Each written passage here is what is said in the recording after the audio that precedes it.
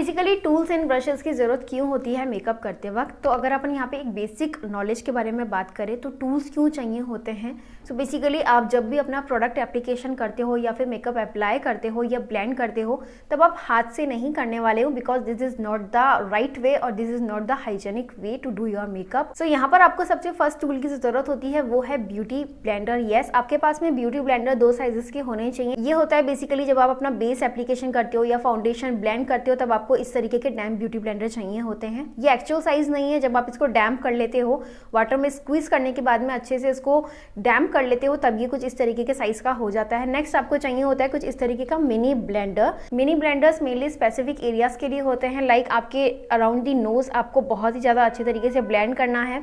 Under eyes के लिए आपको चाहिए आईलिड एप्लीकेशन करते वक्त, आईलिड पे कंसीलर ब्लेंड करते वक्त आपको कुछ इस तरीके से मिनी ब्लेंडर्स की जरूरत पड़ती है। सेकंड जो आपको टूल चाहिए होता है वो है पाउडर पफ। तो पाउडर पफ आपको यूज करना है जब आप लूज पाउडर से अपनी अंडर आइज सेट कर रहे होते हो।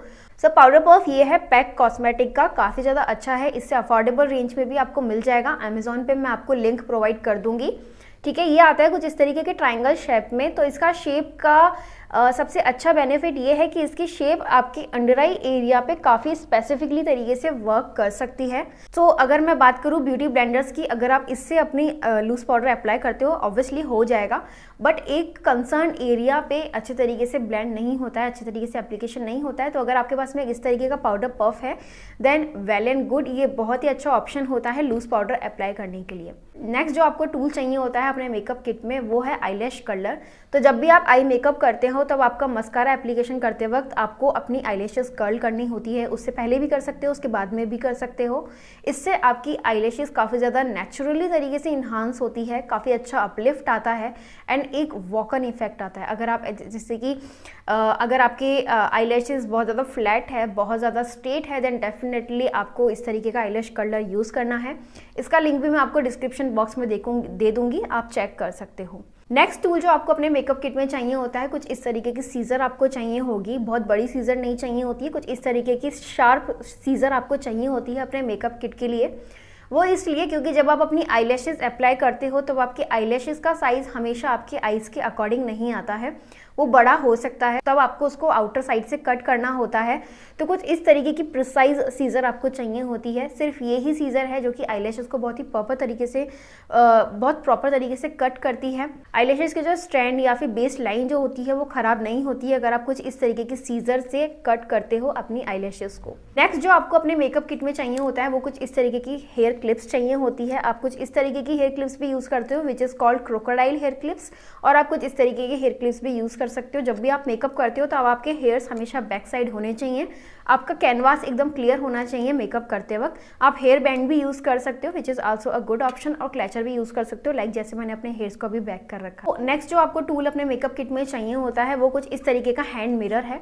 आप इस तरीके का हैंड मिरर भी यूज कर सकते हो, बिकॉज इस तरीके के हैंड मिरर में सबसे अच्छा ऑप्शन ये है क्योंकि इसमें 2 साइजेज यानी कि एक नॉर्मल मिरर आता है और एक 2x मिरर आता है। जब आप अपना आई मेकअप करते हो तब आपको काफ़ी बड़े और 2x साइज में आपको अपना आईज दिखती है, तो काफ़ी क्लियर विजन हो जाता है आई मेकअप करते वक्त। तरीके के मिरर्स की क्वालिटी काफ़ी ज़्यादा अच्छी आती है, तो आई वुड हाईली सजेस्ट कुछ इस तरीके का मेकअप मिरर आप यूज़ कर सकते हो। नेक्स्ट टूल जो आपको चाहिए होता है वो कुछ इस तरीके की ईयरबड्स आपको चाहिए होती है। ईयरबड्स क्या ज़रूरत पड़ती है इनकी, फर्स्ट आपको ज़रूरत पड़ती है अगर आपकी आईज वाटरी होती है तब आपका मेकअप खराब ना हो, आई मेकअप खराब ना हो, तब आप इससे स्क्वीज आउट कर सकते हो। अगर आपकी आंसू आते हैं, टीयर्स ड्रॉप अगर आपके आ जाती हैं तो। नेक्स्ट जो ईयरबड की ज़रूरत पड़ती है वो तब आपको पड़ती है अगर आपके कोई भी मेकअप मैस हो गया। अगर आप मस्कारा अप्लाई कर रहे हो, मस्कारा अप्लाई करते करते आपका आईलैशेस से आपका मस्कारा ऊपर आईलिड की तरफ लग गया, आपका कंसीलर कहीं से ब्लेंड नहीं हो रहा है, बहुत छोटा एरिया है, स्पेसिफिक एरिया में आपको काम करना है,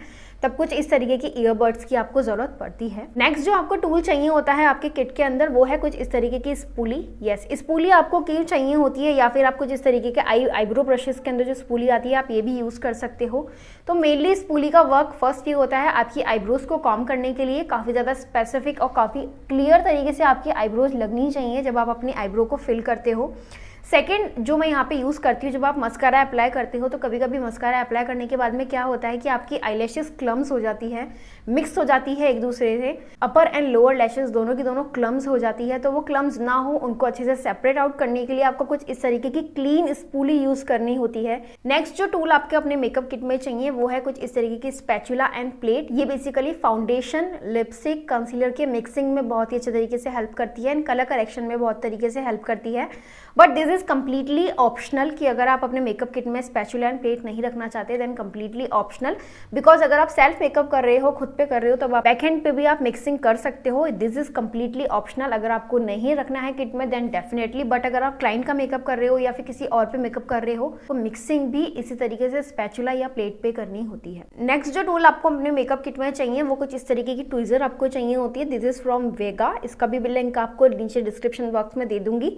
ये आपको ट्विजर इसलिए ज़रूरत पड़ती है अगर आप अपनी आईब्रो फिल कर रहे हो और आपके थोड़े बहुत स्पार्स एरिया के अंदर और आपके थोड़ा बहुत आईब्रो से आउटर कहीं पर भी अगर हेयर आ रहा है, आईब्रो आ रही है, तब आप उसको क्विकली तरीके से हटा सको।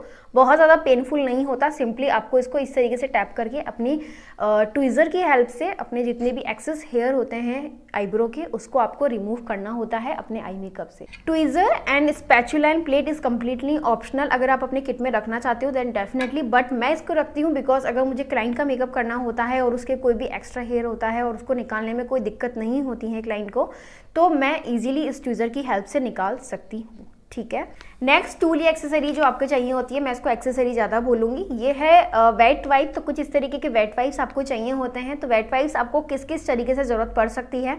फर्स्ट, आप अपने हैंड्स को क्लीन रखना है तब आपको कुछ इस तरीके के वेट वाइप्स चाहिए होते हैं। हर स्टेप के बीच में आपको अपना हैंड वाइप करना हो या फिर आपको अपना मेकअप रिमूव करना हो या फिर आपको अपनी कोई भी मिस्टेक अवॉइड करनी हो देन डेफिनेटली कुछ इस तरीके के वेट वाइप्स आपको चाहिए होते हैं। आई मेकअप आप पहले कर रहे हो, कोई भी फॉल आउट होता है तो कुछ इस तरीके से वेट वाइप से आप हटा सकते हो। नेक्स्ट एक्सेसरी जो आपको चाहिए होती है अपना आई मेकअप करते हुए, कुछ इस तरीके के टिश्यू पेपर्स आपको चाहिए होते हैं। This is a face tissue. कोई भी नॉर्मल टिश्यू यूज मत करना। फेस टिश्यूज क्यों यूज करने होते हैं, because they are a very gentle on your skin and इनका जो टेक्सचर्स आता है काफ़ी ज़्यादा सॉफ्ट आता है। तो अब आपके मेकअप किट में कुछ इस तरीके के 100 पुल्स वाला आप टिश्यू बॉक्स कैरी कर सकते हो। अगर आपको लगता है कि आपको अपने मेकअप किट में कुछ इतना बड़ा पैकेट नहीं रखना है तो मिनी पैकेट्स भी आते हैं टिश्यू पेपर के, तब आप वो भी यूज़ कर सकते हो। नेक्स्ट एक्सेसरी जो आपको अपने किट में चाहिए होती है वो कुछ इस तरीके के cotton pads. Cotton pads basically होते हैं मेकअप रिमूव करते वक्त आपको बहुत ही अच्छे तरीके से प्रिसाइजली तरीके से आपके वर्क हो जाता है फेस पे, या फिर जैसा मैंने आपको बोला अगर आपके आई मेकअप के बाद में फॉल आउट होता है तब आप अपने मेकअप रिमूवर यहाँ पर डाल करके अपने मेकअप को क्लीन कर सकते हो, बेस को क्लीन कर सकते हो। तो कुछ इस तरीके के कॉटन पैड्स आपको चाहिए होते हैं। डिफरेंट वैराइटीज़ में आते हैं। This is from Miniso. You can by another cotton pads जो कि आपके लिए कन्वीनियंट हो। ये टूल्स और एक्सेसरीज जो आपको अपने मेकअप किट में चाहिए होती है। नेक्स्ट अपन बढ़ते हैं मेकअप ब्रशेस की तरफ। आपको अपना मेकअप करते वक्त